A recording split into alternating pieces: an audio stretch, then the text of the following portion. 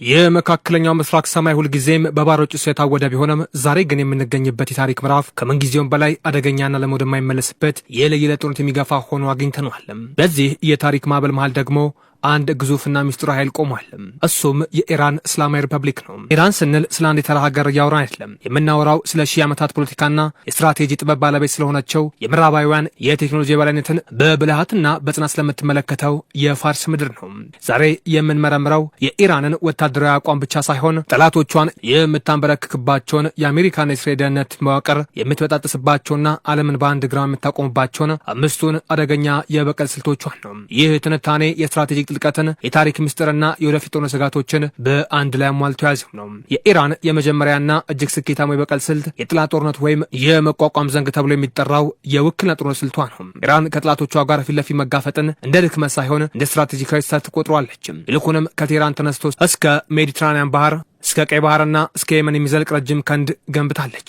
ይህ ክንድ ደግሞ በሊባኖስ ያለው ሄዝቦላ፣ በጋዛ ያለው ሐማስና በኢራቅ ያለው የሺያ ሚሊሻዎችና በየመን ያሉት ሁቲዎች ናቸው። ይህ ስልት ለምን አደገኛ ይሆናል ካለን ኢራን በራሷ ምድር ላይ አንዲት ጥይት ሳይተኩስ ጠላቶቿን በገዛ ደጃቸው ላይ የምታስለቅስበት መንገድ በመሆኑ ነው። ለምሳሌም በሊባኖስ የሚገኘው ሄዝቦላ ብቻውን ከ150 ሺህ በላይ የተራቀቁ ሚሳኤሎች ያሉ ሲሆን ይህ ኃይል ደግሞ ለእስራኤል ህልውና ስጋት ነው። ኢራን ላይ ጥቃት ቢሰነዘር የመጀመሪያ የበቀል እርምጃ እነዚህን የታጠቁ ቡድኖች ማዘዝ ነው። አሜሪካ ወይም እስራኤል ኢራንን ቢመቱ ምላሽ የሚመጣውም ከቴሄራን ሳይሆንም ከሊባኖስ ተራሮች፣ ከየመን በረሃዎችና ከኢራቅ ጎዳናዎች ይሆናል። ይህ የማይታይ ጦርነትም ጠላት ማን ሊያጠፋ መውሰድ እንዳለበት ግራ እንዲጋባ ያደርገዋል። አሜሪካ በየመን ያሉ ሁቲዎችን ኢራን በዲፕሎማሲያዊ መድረክን ያላዘዝኳቸውን በማለት ትሸመጣለች። ነገር ግን መሳሪያው የሳተላይት መረጃውና የጦር ስልቷን የምታቀርበው እሷ መሆኗ የአደባባይ ሚስጥር ነው። ይህ ስልት ኢራን ስትራቴጂካዊ ደረጃ የማይነካና ሁልጊዜም የበላይነቷን እንድትይዝ የሚያደርጋት ጉዳይ መሳሪያዎች ናቸው። ወደ ሁለተኛው ስንሸጋገር የኢራንን የባህላዊ ስትራቴጂካዊ አፈና እናገኛለን። የዓለም ኢኮኖሚ የደም ስር የሆነው የሆርሙዝ የባህር ሰርጥና በኢራን እጅ ስር መውደቁ ለምዕራባውያን ትልቅ ችግር ነው። ይህ ሰርጥ ዓለም የተጠቀመው ነዳጅ 1/5 የሚያልፍበት ወሳኝ መንገድ ነው። ኢራን ይህንን ሰርጥ የመዝጋት ወይም የማወቅ አቅሟን እንደ ትልቅ የበቀል መሳሪያ ትጠቀማለች። ኢራን እንደ አሜሪካ ግዙፍ ጦር መርከቦች የሏትም። ነገር ግን ይህንን መንገድ የተሰኘውን አደገኛ ስልት ትጠቀማለች። በመቶዎች የሚቆጠሩ ፈጣንና ትንፋሽ ጀልባዎች የታጠቁ በአንድ ጊዜ ግዙፍ ጠላት መርከቦችን ይከባሉ። ይህ ስልት የአሜሪካን ዘመናዊ ራዳሮችና የመከላከያ ዘዴዎች ስባ የሚያደርግ ነው። በተጨማሪም ኢራን የባህር ስር የምታጠምዳቸው ዘመናዊ ፈንጂዎችና ድምፅ አልባ ሰርጓጅ መርከቦች የፋርስን ባህረ ሰላጤ ጠላቶቿን ወደ ሲኦል መግቢያነት ይለውጡታል። ኢራን ላይ ጥቃት ቢሰነዘር የመጀመሪያ የበቀል እርምጃዋ የነዳጅ መርከቦች ማገድ ይሆናል። ይህ ደግሞ የዓለም የነዳጅ ዋጋ በአንድ ጀንበር እንዲሰማራ፣ የዓለም ኢኮኖሚ እንዲናጋና በምዕራባውያን ሀገራት ውስጥ ደግሞ ህዝባዊ አመፅ እንዲነሳ ያደርጋል። ይህ የኢኮኖሚ ሽብርተኝነት ሳይሆን ኢራን ለህልውና የገነባቸው ስትራቴጂካዊ የበላይነት ማረጋገጫ ነው። ሶስተኛውና ምናልባት ዛሬ ዓለም በከፍተኛ ደረጃ እያስጨነቀ ያለው የኢራን የሚሳኤልና የድሮን ማዕበል ነው። ኢራን በመካከለኛው ምስራቅ ትልቁና ዘመናዊ የሚሳኤል ክምችት ባለቤት ናት። ከቴህራን ተነስቶ እስራኤልን፣ ሳውዲ አረቢያን አልፎም ተርፎም ደግሞ አውሮፓ መምታት የሚችሉ ሻባ 3 እና ኮርማሻር የተሰኙ ባላስቲክ ሚሳኤሎች አሏት። ነገር ግን የኢራን ትልቁ ስጋት ሚሳኤሉ ብቻ አልነበሩም፣ ይልቁንም የድሮን ቴክኖሎጂዋ ነው። የኢራን ድሮኖች በተለይም እንደ ሻሄድ 136 ያሉት ርካሽ ግን እጅግ ገዳይ ናቸው። እነዚህ ድሮኖች በሩሲያና በዩክሬን ጦርነት የተፈጠሩትን ተጽዕኖች መላው ዓለም በድንጋጤ ተመልክቷል።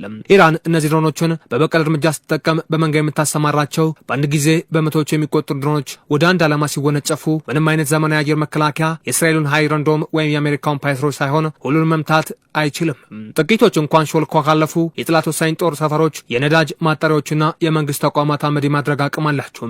ይህ የሰማይ በቀል ዱላ ኢራን ራሷን ሳታጋል ጠላቶቿን በቤታቸው ሆና የምትቀጣበት ዋነኛ መሳሪያዋ ነው። አራተኛው የኢራን አደገኛ ስልት በዲጂታል ሰላም የሚካሄደውን የሳይበር ጦርነት ነው። በ21ኛው ክፍለ ዘመን ጦርነት በጠመንጃ ብቻ የሚካሄድ አይደለም። ኢራን በሳይበር ጥቃት ዓለም የማንቀጥቀጥ አቅም ካላቸው ጥልቅ ሀገራት አንዷ ናት። የኢራን የሳይበር ጦር በቢሊዮን የሚቆጠር ዶላር በጀት ተመድቦለት የምዕራባውያን የፋይናንስ ተቋማት የኃይል ማመንጫዎችና የውሃ አቅርቦ መዋቅሮችን ለመበጥበጥ ዝግጁ ነው። ኢራን የበቀል እርምጃዋን በዲጂታል መንገድ ስትሰነዘር ከተማዋ በጨለማ ትጠቀለቅ ትችላለች። ባንኮች ስራ እንዲያቆሙ በማድረግ የህዝብ ሽብር መፍጠር ትችላለች። ቀደም ሲል በሳውዲ አረቢያው አራምኮ ኩባንያ ላይ የምትሰነዘረው የሳይበር ጥቃትም የኩባንያውን መረጃዎች በሙሉ በማጥፋት ቢሊዮን ዶላሮችን ኪሳራ አድርሷል። ይህ ስልት ኢራን ያለምን የደም ጠብታ የጠላትን ሀገር የሸባ የምታደርግበት መንገድ ነው። ጠላት ጥቃቱ ከየት እንደመጣ ለማረጋገጥ ዓመታት ሊፈጅበትም ይችላል። ይህ ዲጂታል በቀል በተለይ እንደ አሜሪካ ባሉ በቴክኖሎጂ የበለጸጉ ሀገራት ላይ ትልቅ ስጋትንም ጭሯል። ምክንያቱም የቴክኖሎጂ ጥገኛ በጨመረው ቁጥር ለሳይበር ጥቃት የመጋለጥ እድልም እጅግ ከፍተኛ ይሆናል። አምስተኛውና የመጨረሻው ያለምን እንቅልፍ የነሳው የኢራን ስልት የኒኩሌር አሻሚነትና የህልውና ማስፈራሪያ ነው። ኢራን እስካሁን የኒኩሌር ቦምብ እንዳለ በይፋ አላመነችም። ነገር ግን ቦምቡን ለመስራት የሚያስችል የዩራኒየም የማበልጸግ ደረጃ ላይ ደርሳለች ይባላል። ይህ ስልት ስትራቴጂካዊ አሻሚነት ይባላል። ኢራን ቦምቡ አለኝ አትልም፣ የለኝም ብላም አታምንም። ይህ ሁኔታ ጠላቶቿ ኢራን ላይ ቀጥተኛ ወረራ እንዲያደርጉ ያግዳል እንጂ አያበረታታትም። ምክንያቱም ኢራን ከተገፋችና ህልውናዋ አደጋ ላይ ከወደቀ የመጨረሻ የበቀል እርምጃ የኒኩሌር ጥቃት ልጠቀም እንደምችል የሚል ስጋት አለ።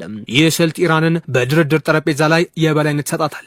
ማዕቀቦችን ለማስነሳት፣ የፖለቲካ ጽኖችን ለማስፋትና በቀጠናው ያላትን የበላይነት ለማስጠበቅም ይህንን የኒኩሌር ካርድ ልጠቀማለች ይባላል።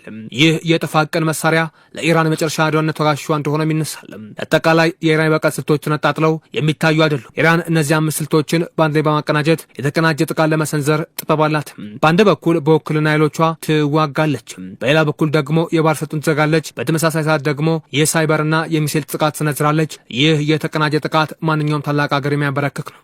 የኢራን መሪዎች ትዕግስት ትልቅ መሳሪያቸውን ይላሉ። እነሱ በቀል እንደ ተኩስ ምግብ አይመገቡትም። ይልቁንም ቀዝቀዘውና ጣዕሙ ጨምሮ ጠላትን እስኪደቅ ድረስ ይጠብቃሉ። እያንዳንዱ እርምጃዎችም በስሜት ሳይሆን በሂሳብ የተሰላ ይሆናል። ዓለም ዛሬ በኢራንና በጠላቶቿ መሃል ባለው የኃይል ሚዛን ላይ ቆማለች። የኢራን 5ቱ አደገኛ የበቀል ስልቶችም ሀገሪቱ ለብዙ ዓመታት የገነባቸውን የጥፋትና የጥበብ ውጤቶች ናቸው። እነዚህ ስልቶች ደግሞ ማቃለል ማለትም መካከለኛው ምስራቅ ብቻ ሳይሆን መላውን ዓለም ወደ እሳት መጣል ማለት ነው። ኢራን በቀልን የምትመርጠውም ለክብሯና ለህልውና ነው። ጠላቶቿ ደግሞ ይህንን ግዙፍ ኃይል በኃይል ማመንጫ ሲሞክሩ ኢራን እነዚህን አውዳሚ ስልቶችን በመጠቀም ወደ ኋላ አትልም። ጥያቄው ኢራን ትበቀላለች ወይ ሳይሆን በቀሏስ መቼና እንዴት ይገለጣል የሚለው ነው። ታሪክ እንደሚያስተምረን ከሆነ የፋርስ አንበሳ ሲቆጣ ውጤቱ ለሁሉም አስከፊ ነው። አሜሪካ፣ እስራኤል፣ የተቀሩ ዓለምም ከዚህ ቁጣ ጋር እንዴት ይኖራሉ? ወይንስ ቁጣው ወደማይጠፋ ሰደድ እሳት ይለወጣል? ጊዜ የሚመልሰው ጥያቄ ቢሆንም የኢራን ዝግጅት ግን የሰማይና የምድር ኃይል የገዘፈ መሆኑ ግን አያጠራጥርም። የኢራን የበቀል ስልቶችም ስንመረምር ደግሞ ከአንድ ትልቅ ፍልስፍና መነሳት ይኖርብናል። እሱም ስትራቴጂካዊ ትዕግስት የሚባለው ነው። ኢራን እንደ ምዕራባውያን ሀገራት ሁሉ ለፖለቲካዊ ፍጆታ ቢባል በችኮላ እርምጃ አትወስድም። ይልቁንስ የፋርስ ምንጣፍ እንደሚሰራ ሰው እያንዳንዱ ክር በጥንቃቄ የሸመነች ጠላቶቿን የማነቆ ውስጥ የምታስገባበትን ጊዜ ትጠብቃለች። ይህ ትዕግስት ደግሞ ከመጀመሪያ ስልቷ ማለትም ከውክልና ጦርነት ወይም ፕሮክሲ ዋር ጋርም በጥብቅ የተቆራኘ ይሆናል። የኢራን የውክልና ጦርነት ስልት የተጀመረው በ1980ዎቹ መጀመሪያ በሊባኖስ የእርስ በርስ ጦርነት ወቅት ነው። በወቅቱ በኢራን አብዮታዊ ዘብ ጥቂት አባላትን ወደ ቤሩት በመላክ ሄዝቦላ የተባለውን ቡድን ሲያቋቁም ዓለም ይህ ቡድን ከ40 ዓመት በኋላ የእስራኤል ሰራዊት ለእንቅልፍ የሚነሳ ግዙፍ ኃይል ይሆናል ብሎ ማንም አልገመተም ነበር። ዛሬ ሄዝቦላ ግን የኢራን የበቀል ስልት ዋና ምሰሶ ሆኖ ቀጥሏል። ይህ ቡድን በ2026ቱ በ26ቱ የእስራኤል ሊባኖስ ጦርነት ወቅትም እስራኤል ሊበገሩ የማይችሉ ናቸው የሚባሉትን መርካቦች፣ ታንኮችና በኢራን ሰራሽ ጸረ ታንክ ሚሳይሎችን አመድ ሲያደርግ የኢራን ስትራቴጂ ምን ያህል ውጤታማ መሆኑን አሳይቷል። ሄዝቦላ ዛሬም ከ150 ሺህ በላይ ሚሳይሎች ያሉት ሲሆን እነዚህ ሚሳይሎች ደግሞ ከሊባኖስ ተነስተው በእስራኤል ውስጥ የሚደርሱበት ስፍራ የለም። ይህ ማለትም ኢራን ላይ ጥቃት ማድረስ የምታስብ ሀገር መጀመሪያ ከቤቷ ደጃፍ ላይ ያለውን የሄዝቦላን የእሳት ማዕበል መቋቋም ይኖርባታል። ይህ ስልት ዘ ሪንግ ኦፍ ፋየር ወይም የእሳት ቀለበት ይባላል። ኢራን በእስራኤል ዙሪያ ከሊባኖስ ከሶሪያና ከጋዛ ታጣቂ ኃይሎች ጋር በመሰለፍ ጠላቷን ቀጥቅጣ ለመያዝ ትጠቀምበታለች።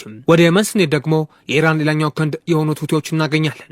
ሁቲዎች ቀደም ሲል ተራ ተዋጊዎች ነበሩ። ነገር ግን በኢራን ድጋፍ የዛሬ ቀይ ባህርን ሽባ የማድረግ አቅም ገንብተዋል። በቅርቡ እንኳን በቀይ ባህር ላይ በሚያልፍ የንግድ መርከቦች ላይ የሚሰነዘረው ጥቃት ኢራንን ባለም አቀፍ ንግድ መስመር ላይ ምን ያህል ተጽዕኖ የማሳደር እንደምትችል ማሳያ ነበር። ሁቲዎች የሚጠቀሙባቸው ሳማድና ዋድ የተሰኙ ድሮኖች እንዲሁም የባህር ላይ ሚሳይሎች ደግሞ በቀጥታ ከቴህራን ቴክኖሎጂ የተቀዱ ናቸው ተብሏል።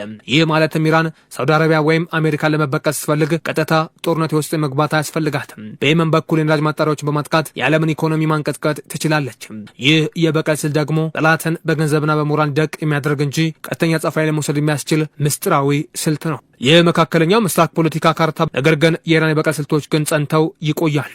እነዚህ ስልቶች ለሀገሪቱ ለ40 ዓመታት በዓለም ሀገሪቱን ለ40 ዓመታት በዓለም አቀፍ ማዕቀብና ጫና ውስጥ ሆኖ የገነባቻቸውን የሉና መሳሪያዎች ናቸው። ታሪክ እንደሚነግረን ከሆነ ግን የፋርስን አንበሳ መቆስቆስ ቀላል ሊሆን ይችላል። ነገር ግን ቁጣውን መቋቋም ማንም ያልቻለው ፈተና ነው። ኢራን በቀል ቀዝቅዞ የሚቀር ምግብ ነው የሚለውን ብሂል በተግባር የምታሳይ ሀገር ናት።